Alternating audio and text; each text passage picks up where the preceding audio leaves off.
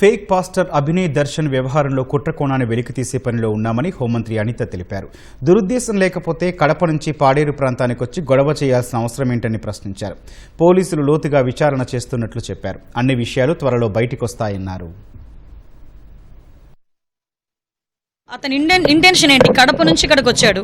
అతను పాస్టరే కానే కాదు. అటువంటి పాస్టర్ కాని వ్యక్తి అక్కడ కన్వర్షన్స్ని కొంచెం ఎంకరేజ్ చేయడానికి అమాయకమైన గిరిజనుల దగ్గరికి వచ్చి అదిని అక్కడ చేయడమే కాకుండా అతని మీద దాడి జరగకుండానే దాడి జరిగింది అని అతనే క్రియేట్ చేసుకోవటం, ఇవన్నీ కూడా పోలీసులు నిజంగా నేను ఎస్పీ మా అల్లూరి సీతారామరాజు ఎస్పీ గారిని ప్రత్యేకంగా అభినందిస్తున్నా. ఎందుకంటే ఇది ఎంతవరకు దారి తీయడానికి కూడా చాలా మంది ప్రయత్నం చేశారు. ఏదో అంటారు కదా, ఏదో ఇన్సిడెంట్ జరిగిన వెంటనే వచ్చి కూర్చుంటారు, దాన్ని సాల్వ్ చేయడానికి కూర్చోరు, కానీ దాని మీద ఏదో ఒక ఎలిగేషన్ చేయడానికి చూస్తారు. దాన్ని కమ్యూనల్ వైలెన్స్గా కూడా తీసుకురావడానికి చాలా మంది ప్రయత్నాలు చేశారు.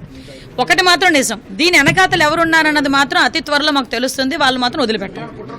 కుట్రకోణం మేము అలాగని మేము ఇప్పుడు కుట్రకోణం ఉంది కాబట్టే కదా, లేకపోతే అతని మీద దాడి చేయించుకొని వీడియోలు తీసుకొని ఇంకా మనిషిని అక్కడ నుంచి తీసుకొచ్చి హాస్పిటల్లో జాయిన్ చేయలేదు.